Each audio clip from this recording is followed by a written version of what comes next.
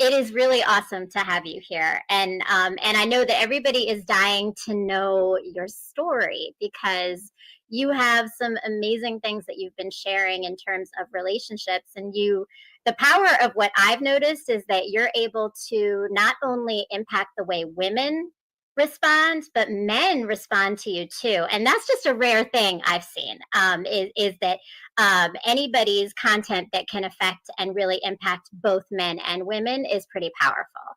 And it says a lot. So I got to ask you, was there a moment or like a moment in your life that ignited this whole desire for you to share your wisdom about relationships? Well, if you want to get like go back further than Meme King, you know, there was a period of time in my life where I wasn't the best man. You know, I wasn't the best guy. I didn't love women properly. You know, I was pretty much not a good guy. And before Meme King, back in about, I want to say 2010, I decided I had broke a woman's heart. I had really hurt someone who really cared about me. She really loved me. Like she was what society likes to call, what we call ride or die. Like she was a ride or die woman. And I didn't treat her right at all. And after really hurting her, I woke up one day and I wasn't happy with myself at all. Not as a man, not as a dad, not as anything. And I made a commitment to myself to want to do better.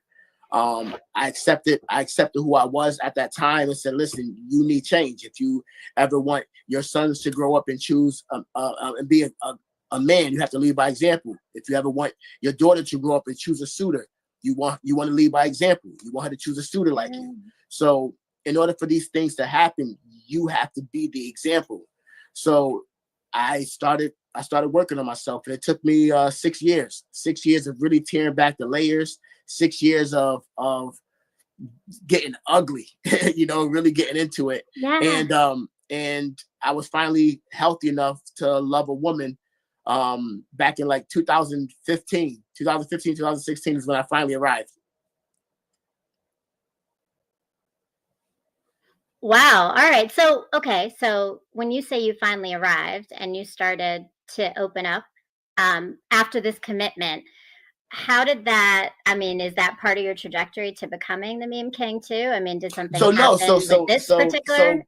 So when I say that I arrived, meaning that I became healthy enough as a man to love a woman properly, where you know, those real toxic traits that destroy women were no longer evident to me. I had conquered all those. I had addressed my insecurities. I had educated myself. You know, I had committed to being a better man. So I was healthy enough to love a woman properly. So that's when I say I arrived. What started Meme King, the idea behind Meme King came about, let's say, about a year and a few months ago.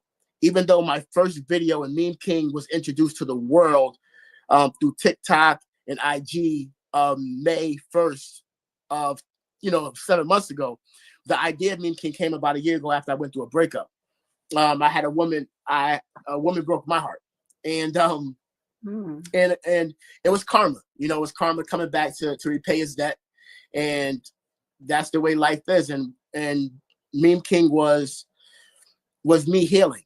You know, it was part of my healing journey. I started posting quotes and posting memes, and in the beginning, it was a cry. It was a cry out. You know, hoping that she could see and see that I was capable of being a good guy. That no matter what was going on in our relationship, that I was still that guy. I was still her person. Then over a period of some months, it became something completely different. As I started to feel like I was helping others, and I was helping others heal. I wasn't just healing, I was helping others heal as well. And once I started to see what that was doing, my focus shifted to strictly serving others and not serving myself anymore. Yeah. Wow. Thank you. And that's so powerful. I mean, I think like just your trajectory, like of starting with that you knew that you had toxic traits. I mean, and I know there's a lot of women on here saying this. I mean, we all have experienced some of that with men, and then to turn that around after you're hurt and and love again, first of all, but you know, to have your heart broken and again continue to learn. One, I can see there's a lot of resilience in you, and I would say I think like it's really great to hear though that what you did is you took your pain and turned it into power. And it Absolutely. sounds like you're definitely healing others. And I mean, from again, like I was drawn to you for sure. So you and I was in a bad situation myself when I was starting to watch your stuff. So I know this idea of like the power of the healing because it's inspirational, the things that you're saying. And one of the things I noticed in particular is like you have two mottos that you go by. And it's learn to listen with your eyes rather than your ears, and love is a choice and action, not a feeling. So tell me a little bit about those two mottos and what they mean to you, and like how do you think what do they mean to you? Well, Start there. well, the first one, when I talk about listening with your eyes rather than your ears, I think we all can agree that a lot of us fall in love with pretty words. We fall in love with what people say to us. We hang our hats on what rolls off of people's lips rather than watching their actions. And we, if we train ourselves to listen with this part of us and not this part of us, we'll find ourselves making better choices when it comes to potential suitors. What we don't want to do is get in a habit of just focusing on what people say to us. Like anybody could tell a woman that she's beautiful, she's pretty, I want you, I want to be there for you, I want you part of my life, and then do the complete opposite. And many Now, do. and then a lot of women per se still hold on to, well, you said you were going to do this for me. You said I was beautiful. You said you wanted to be part of your life. Why aren't you showing me this? Well, train yourself to not care about what a person says to you. Only look at what a person does, you know? And once you start doing that, you start watching their mannerisms. I tell people all the time, watch a person's mannerisms. Watch how a person talks to you. Watch what they do with their hands. Watch what they do with their eyes. Watch their body language. These are all telltale signs of a person's intent. So if you don't want to fall in love with pretty words, just watch how a person interacts with you. Train yourself to listen with this part of you, not this part of you. And you're going to find that your intuition, that voice that comes out, that intuition is going to start spotting these red flags. They're going to alert you to these red flags a lot earlier on, saying this doesn't line up. This doesn't line up. And then those flags will be like, okay, I have to move accordingly.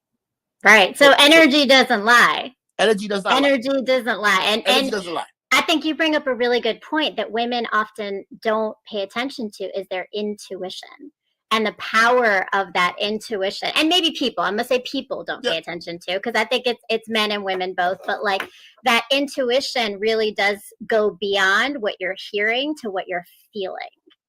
And that is really the power behind like recognizing that whole idea. I like that, with listening with your eyes. And then my other motto is that love is a choice. It's an action. It's not a feeling. What a lot of us think is that when we say I love you, that is a commitment to a person. I'm not talking about like the parenting portion, friend portion. I'm talking about in a relationship. When one person tells another person, I love you, there is a set of responsibilities that come with that statement. And those responsibilities are all actions. If I tell you I love you, that means I am going to respect you. I am going to be honest with you. I am going to treat you like I want you in my life. I'm going to make you a priority. If I tell you that I love you, my actions have to support that statement. Love is just a word until somebody comes along and gives it meaning. So anybody can say I love you, but if you're not showing me love, then it's not really love. And a lot of people think that, well, it's just a feeling. I feel this strong, intense emotion for this person. That's love. No, those are emotions. You feel happy, you feel joy, you feel excitement, you feel butterflies. Those are all emotions. Love itself is an action. Love is a choice. I choose after I gathered all this information about a person, something clicks one day and I'm like, wow, I don't want to be without this person. I might want to build a life with this person. Now I'm choosing this person to try to do that with. That becomes love. Love is the choice. It's the action. I love that. And it's kind of like a contract, right? So love is a contract, a responsibility of the actions you're going to be doing to maintain that constant connection. Because it's work. Love is work.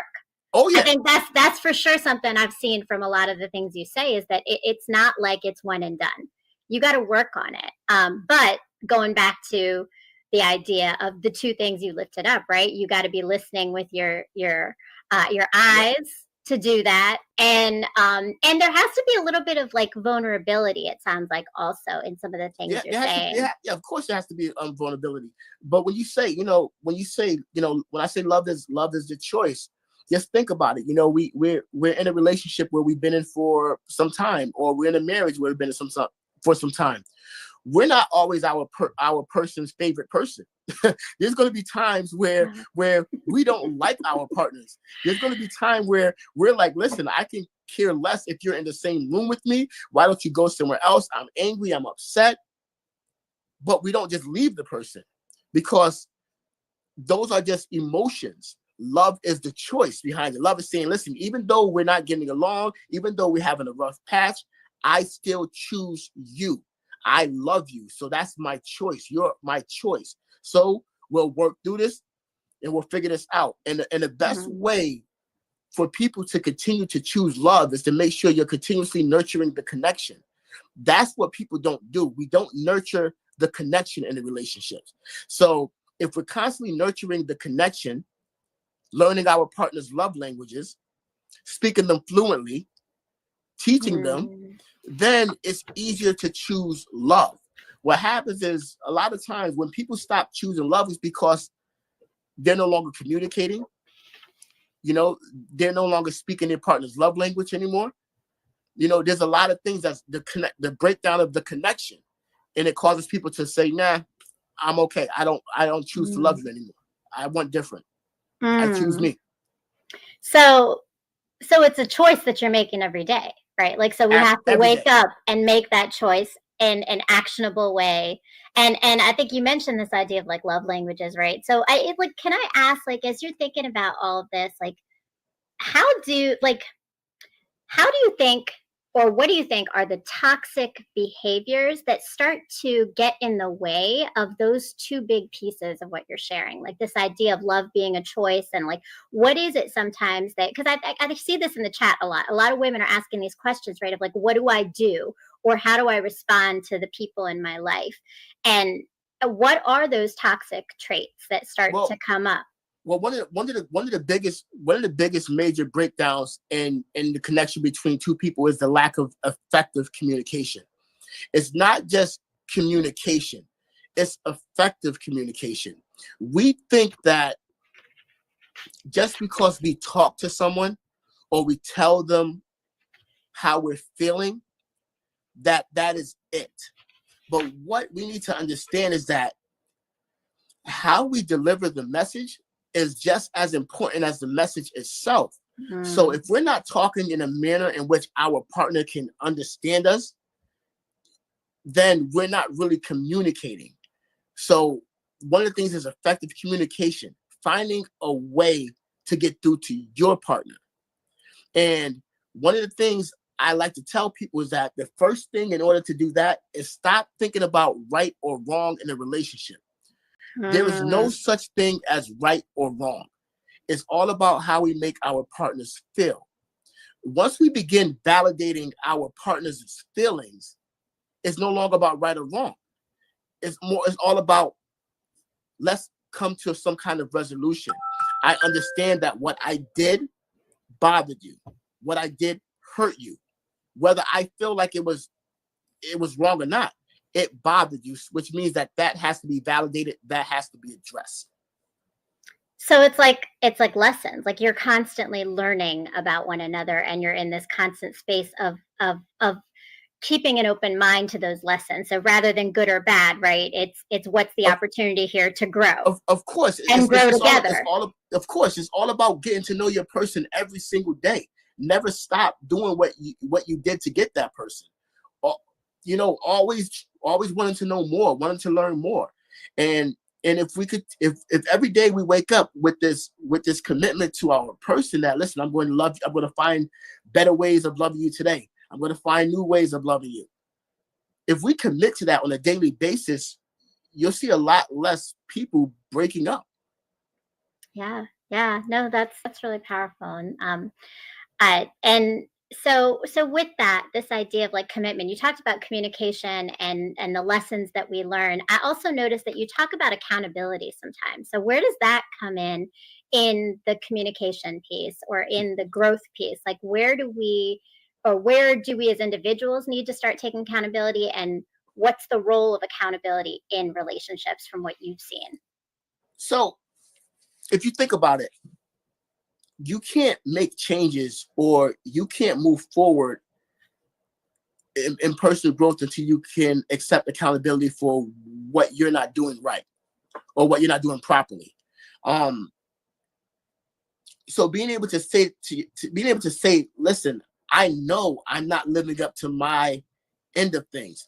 Like, especially as a man, if I know that I'm not leading my woman properly, if I'm not handling my business, if I'm not talking to her or feeding her soul, then I need to hold myself accountable when I find that there's a lot of trouble and struggles in the relationship. It's on me. It doesn't really matter, well, she's not doing this, she's not doing that. Let me look at what part I'm not doing as a man, because the man sets the tone for the relationship. So being able to hold himself accountable, saying, listen, maybe if I was following through with what I was saying that I was going to do for her, she would trust me more. Maybe if I stopped getting so upset and pissed off and letting my pride get the best of me and just calm down, have a level head, and listen to what she's trying to tell me, maybe I can hear her differently. So we have to start holding ourselves accountable. Like me in my personal life, I try to hold myself as accountable as possible. If I don't do something right, I'm not blaming anyone else. For me, that's what cowards do. Cowards blame other people for the things that's not going right. I look at what I'm not doing. If I have a relationship that's failed relationship, I don't look at what the other person did per se. I look at what parts I didn't do, what part I played in the demise of that relationship. I focus solely on what I didn't do right. I can't control what somebody else does or what they do or don't do. I can only worry about me. No, yeah. And I think so you were just mentioning like men, right, have to take that accountability, right? But the truth is, like, women do too.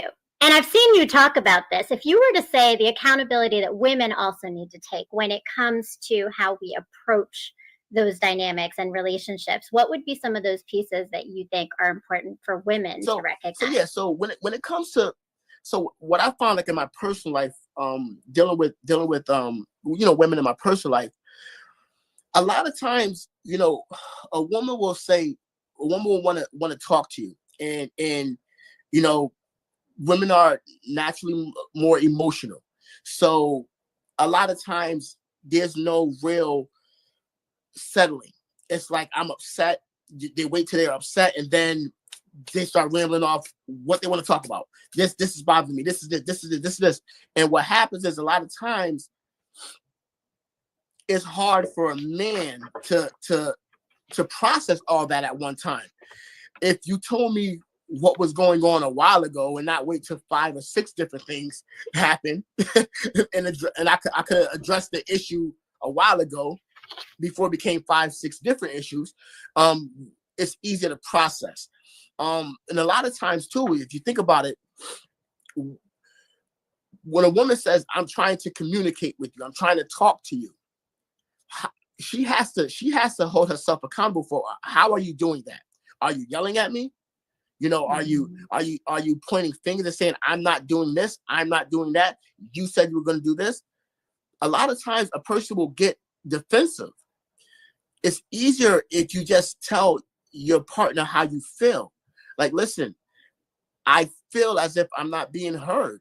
Like, I feel as if I'm talking and I'm not being heard, or I feel as if this isn't working for me. When you start talking about how you're feeling, then your partner has no choice but to address what your feelings are. But when you say, you're not listening to me, you're not hearing me, it'll make a person want to get defensive. So women have to hold themselves accountable for how they're communicating their needs to their partner as well. Yeah, and that I feel statement, that's really powerful, right? Because I think that's the difference of what we tend to want to do is say, you did this to me, and it's your fault because you did this to me. So the accountability piece is taking it back and being like, no, but I feel like these are my emotions. I own my own emotions. I'm just sharing them with you. And that's definitely like an important thing to do. I'm also wondering though, if some accountability, and I don't know if this is something you've seen, but like is about boundaries, because sometimes with women, we allow things to happen that we could have not allowed to happen had we seen what we need to do different. And I will say, I've seen some posts that you put up where you do guide women to be like, yeah, but what's your role in this, right? Like, so where do you see boundaries coming in for women? Well, like, what is it that we need to do? Well, number one with women, you have to know what your boundaries are in the first place. Understanding what your boundaries are, what works for you, what does not work for you. Then you have to willingly enforce your boundaries. Enforce them. Do not be afraid to say, this is not okay with me. I am not okay with this. I am not okay with how you're treating me. You need to do better. And then more importantly, never compromise your boundaries. So if you know what your boundaries are, you're enforcing your boundaries, you're not compromising your boundaries, a man has no choice but to do right by you, or else you're not going to accept anything less. And if that's not the man for you and he's not doing right by you, then right? Like, because Exactly. someone who doesn't respect your boundaries doesn't respect you. Exactly. Like you could tell how much somebody really cares about you when you enforce your boundaries with them. So say more about that. How do you, like, what is it that women or people, right, need to understand about that idea of like how much they care about you through the way they respond to your boundaries? Yeah. So for example, if you have a man in your life who, let's take something simple. You like someone who is not flirtatious or talking to other women. You don't like that. Whether, let's say it's on social media, you say, listen, I noticed that you're liking all these women's pics. You're liking all these women's posts. You're always like, I don't like that. For me, that's not okay. A good man is going to say to you, okay, maybe I don't see anything wrong with that. It's just social media, but this doesn't make you feel good. So I won't do it because it's bothering you, and you are my priority. You're my person. So if this bothers you, I'll stop it. Now the other guy will say, this is just social media. I'm not doing anything wrong. You need to address your insecurities. You need to worry about this. I'm not going to stop doing what I'm doing. No, I'm not doing anything wrong. Now, she has to make a choice. She knows it's not okay with her. That is her boundary. She's been clear about it. If he does it again, she has to make a choice. Do I accept this behavior, or do I say this is not going to work for me because you're not respecting my boundary? and move accordingly. So respecting boundaries is a little bit like putting your ego to the side. So a man who's willing to put his ego to the side respects your boundaries. If the man is not willing to put his ego to the side, he's not respecting your boundaries, and that's your indication that this isn't really worth your time. It's not gonna end the way you want it to end. Absolutely. That's for sure. Listen, a man with too much pride can never have a healthy relationship. Nah. Ego is, look, I write about that. Let go of your ego is a serious thing, right? Like you got to let go of your ego. Listen, there's something I've been saying for years. Pride has destroyed greater men than myself. Whenever I find myself getting prideful, egotistical, or getting, self-absorbed with a certain situation, I remind myself, pride has destroyed greater men than yourself. So I use that to self-regulate, because even I get prideful at times. Right. I mean, and I think all of us do. All of us have that ego in us. It's how do we regulate it? That's a great point, right? So I really appreciate, I think that this is what your fans want. They want to know your advice and your info, and I really appreciate that you've shared so much of that. But I also want to know a little bit more just about you personally, okay? Because this is the intimate conversation. So in all of this process, what have you learned about yourself through just, and not just Meme King, but I would say from where you started this journey of healing yourself to healing others? I mean, what I've learned that I still struggle in certain areas.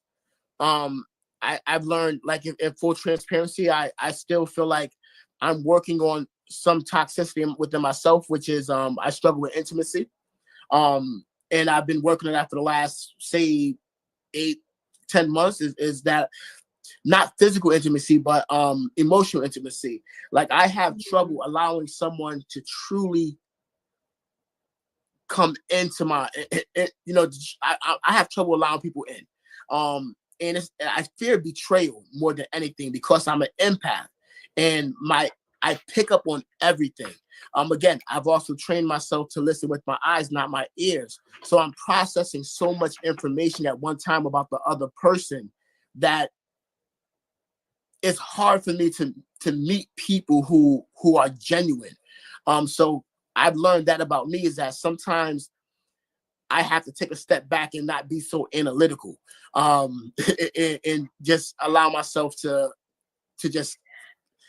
That's a hard thing. That's a hard thing. Look, I'm an analytical overthinker, so I respect that. I respect that, but I know the way it overtakes, right? But I'm both. I'm both. I'm overly analytical, and I'm empathetic, and I'm an empath. So it's so much firing off at one time.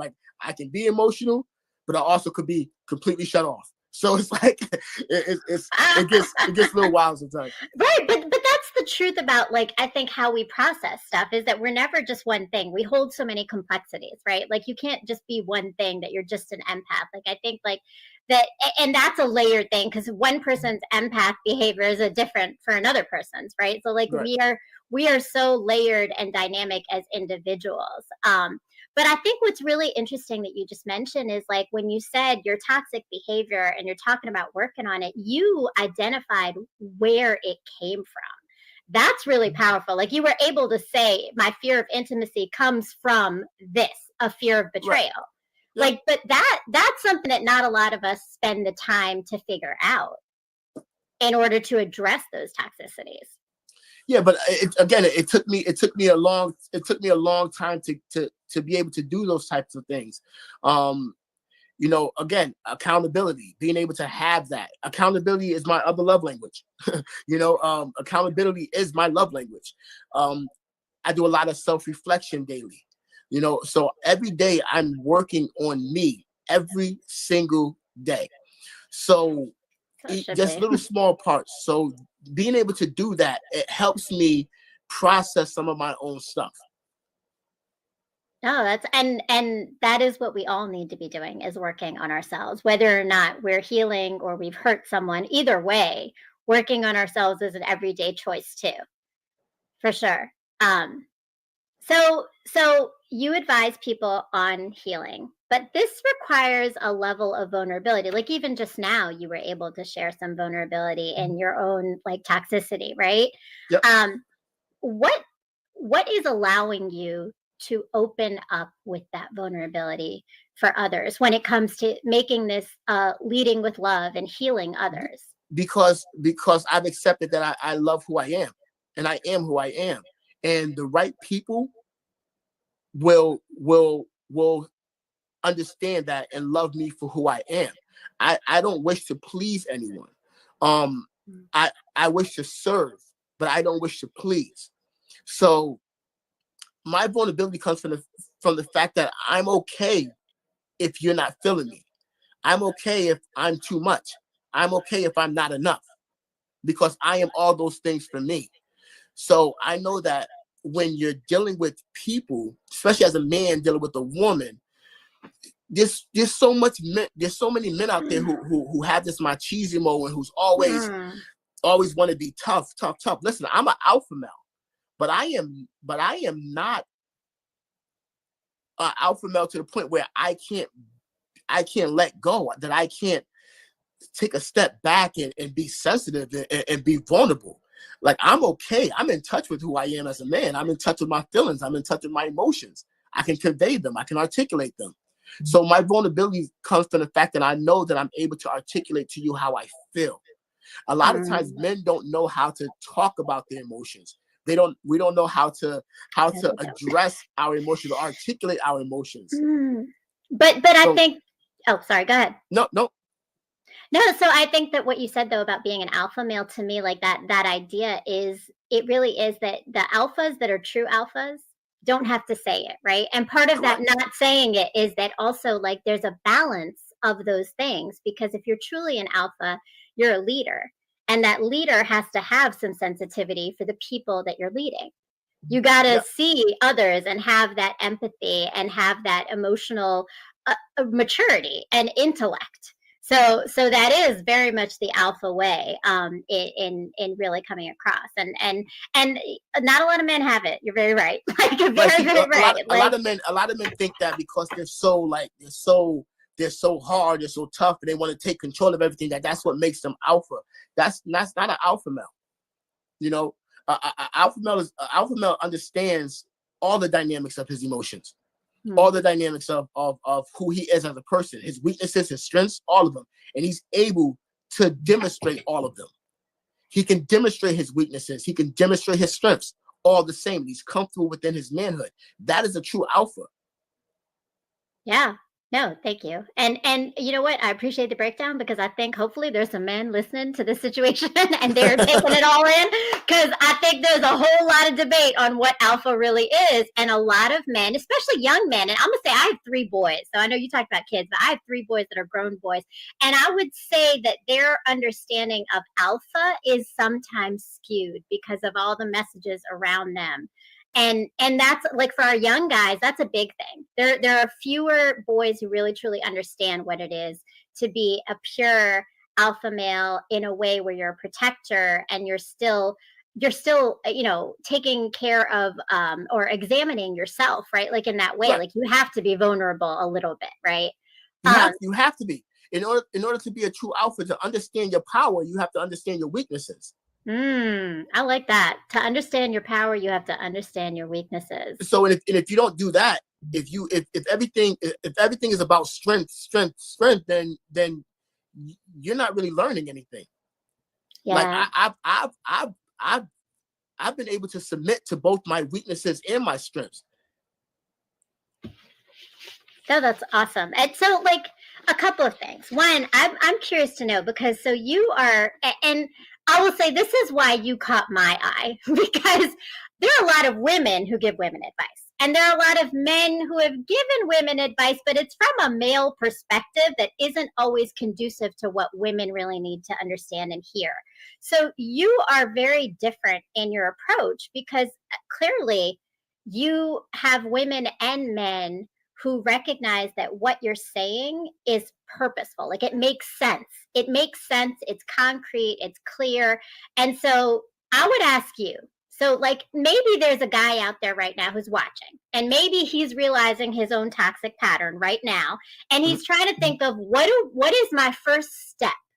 What is my first way to start to figure out what I need to do differently so that I can invite a healthy relationship and the kind of woman I want in my life and keep them?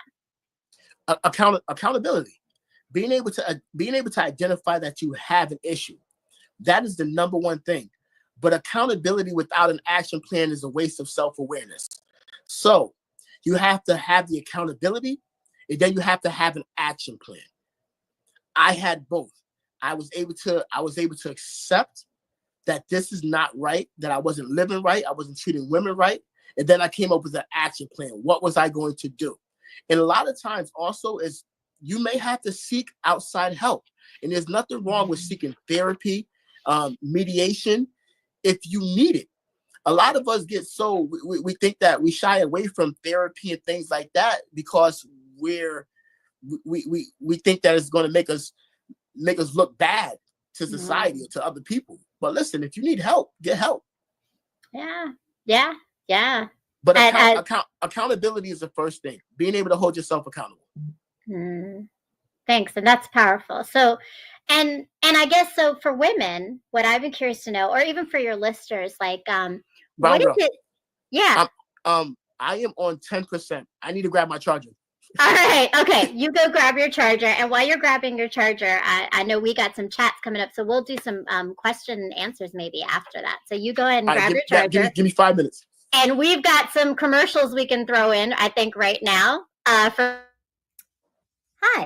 my name is Maria, but you are soon going to know me as Brown Girl Interrupting.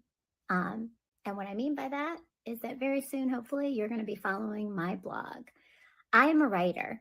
And I started writing because I was married, I had children, and then my life changed when I separated. And I did a lot of learning and reflecting and growing in that process of change, because change always leads us to that. And I've decided to share that with the rest of the world, because sometimes hearing that someone else is going through the same thing as you, or understanding and putting words to the feelings and experiences we're having, helps us to heal from them, or grow from them, or learn from them. And so that's what my blog is. It's writing about life, healing, relationships, parenting, dating, marriage, pain, love, mistakes, growth, and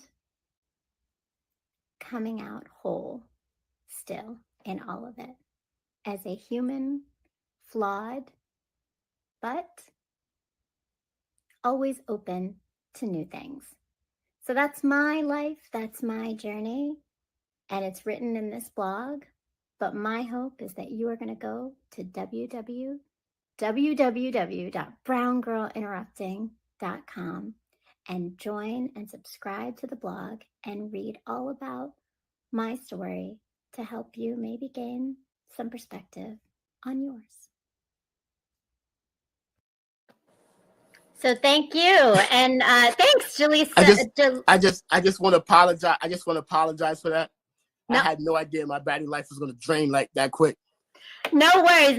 You're good. So now we're good with our charger. And just quickly, so those of you who just saw the commercial, hopefully you go to browngirlinterrupting.com and you subscribe. Make sure there's a lot of writing in there about my healing journey. So I took the idea of pain to power a little differently than Q here, in that I was married, and I write about my own experience. So hopefully that's going to help you with yours. And if you, and also, we have a spiritual healing podcast that comes on at 9 o'clock on this channel, as well as Better Minds Interrupting, which is right there in the podcast you can see. And we talk about the path of spiritual healing through what do you need to do to heal yourself. So definitely tune in and check us out at 9 o'clock on Thursday nights.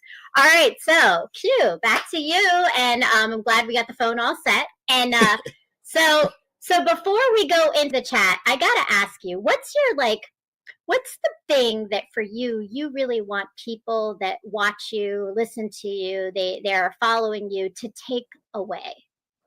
That we are all worthy. That we are all worthy, that we are all valuable, that we all have a purpose. And that until we start treating ourselves with respect, until we start learning how to love ourselves, nobody is ever going to value us. Nobody's ever going to love us until we do it for ourselves first. And since I say love is an action, we have to start treating ourselves with love first. And once we start doing that, we're going to find that things are going to be a lot easier. We're not going to be accepting a lot of crap from people because we understand what our value is. We understand that we are worthy. We understand that we have a purpose.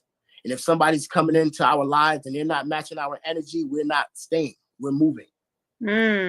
And that is so true, right? Love ourselves, and that's so much a part of this journey. And for me, I would say that like one of the big things I've learned is my boundaries started to come up when I started to finally love myself the way I needed to, and I feel a difference in what I'm allowing in my life because of it, right? So thanks, and that's so important, that we are all worthy. I hope everyone's walking away feeling that definitely after today's conversation. So to the chat, do we have any questions? I know we've had so many comments, and we were so like into just learning more about Q and the Memekin story that we didn't get to everything. So Cassia is saying yes, or a movie. So I think that was Turning Pain into Power. Sounds like the great title for a book. So actually, so that's the title of the show that you're going to be seeing weekly from Brown Girl Interrupting. It is Pain to Power, Leading with Love. So thank you to Q, because he was my guinea pig in this process of interviewing someone to learn about that. And that was awesome. So, and Jalitza says he should go on a healing tour. I will go see him. Yes, I think you got a lot here's of the thing. fans. I'm working on my book, so I plan to have that done within a year. So I'm working on a shorter book, which it's going to be called the Book of Q Notes. So it's going to have like my memes and stuff like that. Then it's going to be broken down into context. And then I'm also working on the novel portion of a book as well, which I have a plan for 2 years for that. 1 year for the smaller book, 2 years for the bigger book. And I would like to get into motivational speaking as well. So those are goals of mine, to move past social. Also, I'm a brand. I do own merchandise. I have a business. So there's a lot of things that I'm working on.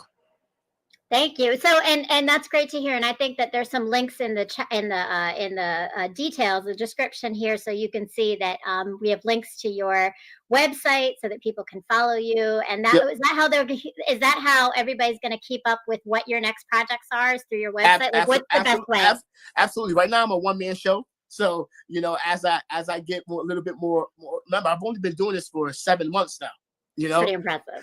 So I've only been doing this for 7 months. So I'm still learning. I'm still trying to process it all. Sometimes it can get it's a bit overwhelming, growing as fast as I'm growing. So right. I'm still learning, Yeah.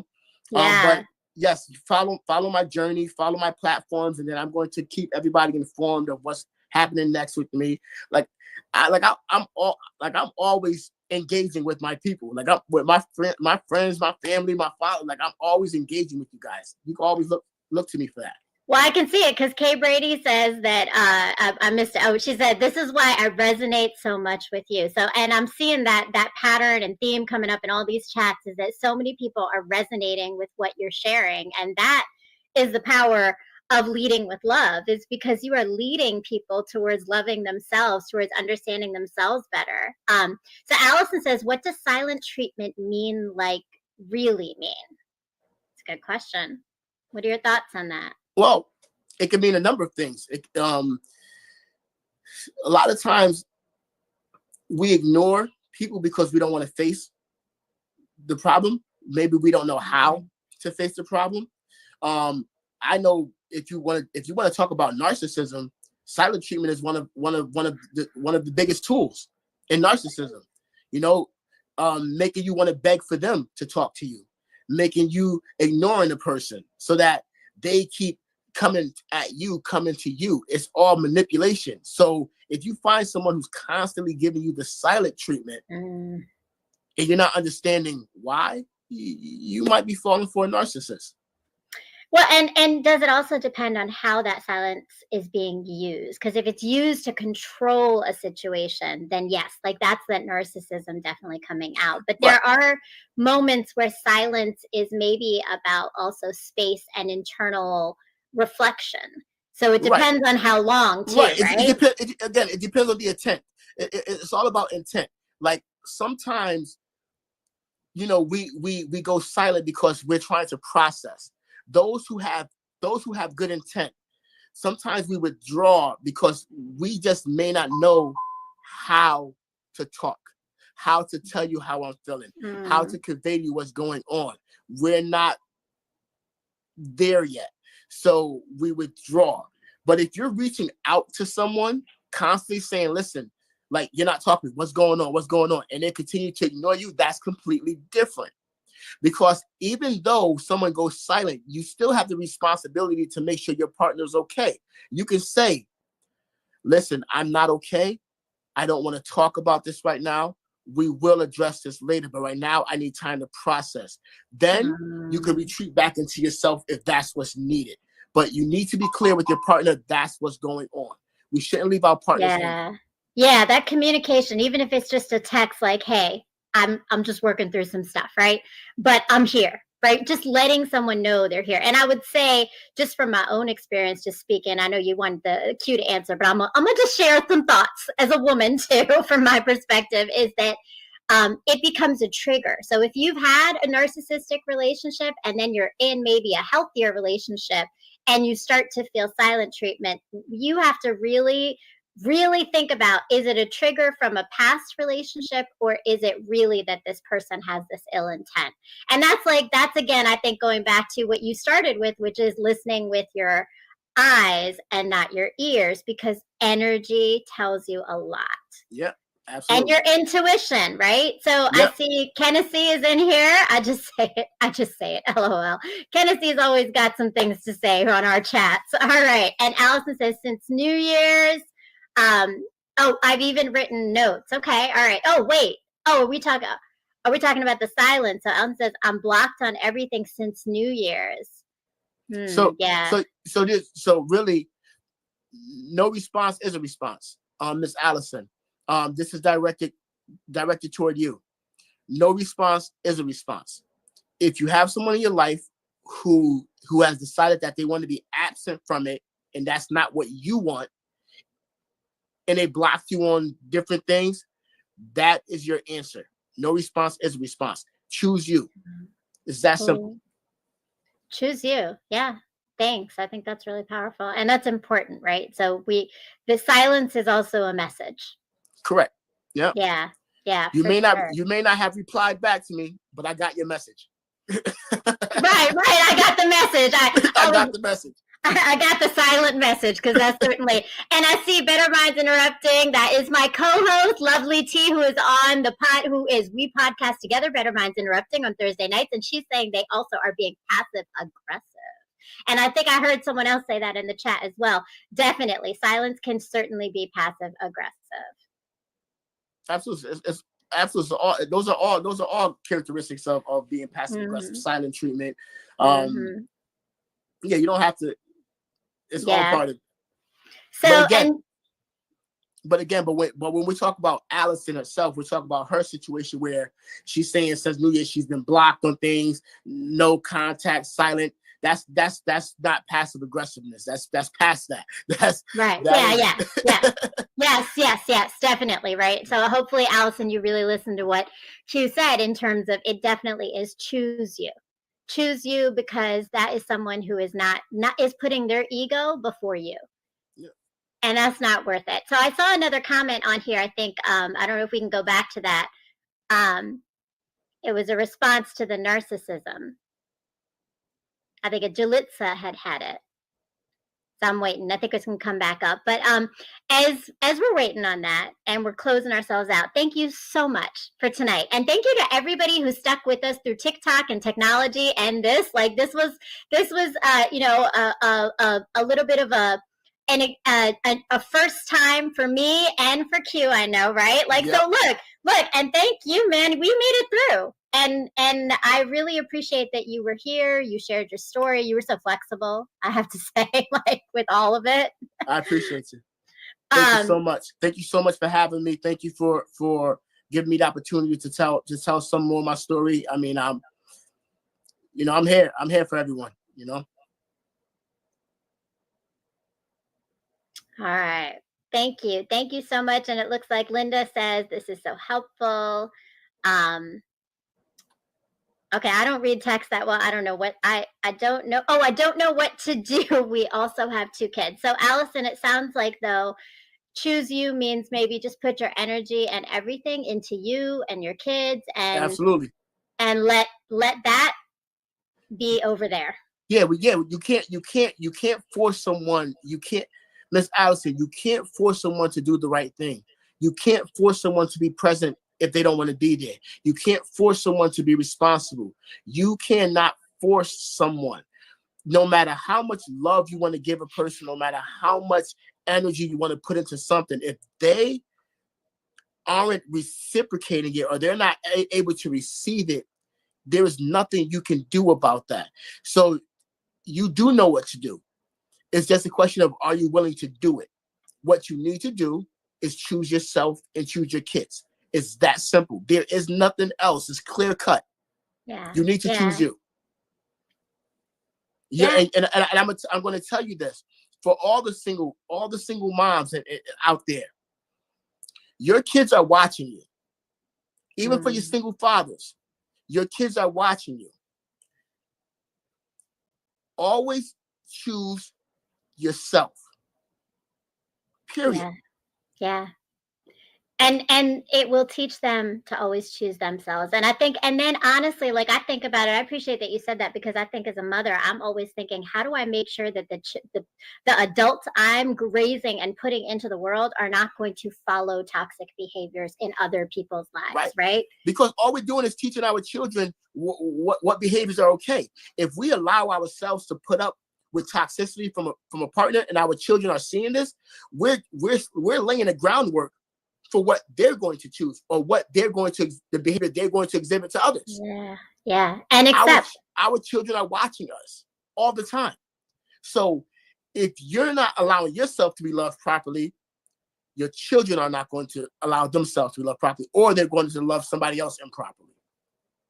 And that is definitely those generational curses and those toxic cycles that are passed down. So be savvy. Christina says that's it. And I think I saw some more thoughts. Better Minds Interrupting. You cannot control others, only yourself. You have to let go. Yep, Allison, exactly that. Be Savvy says, then the cycle continues. Yeah, exactly, right? So we want to break the cycles. The whole point of Pain to Power and leading with love is to break the cycles and to learn from one another through collective community. So you can definitely be following Meme King.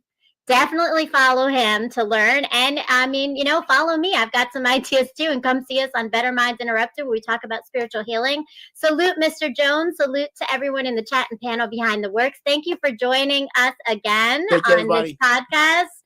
And thank you. Have a great night. And definitely tune in Thursday at 9 o'clock. Be here for Better Minds Interrupting as well. Be kind to yourselves and be kind to others. All right? Peace.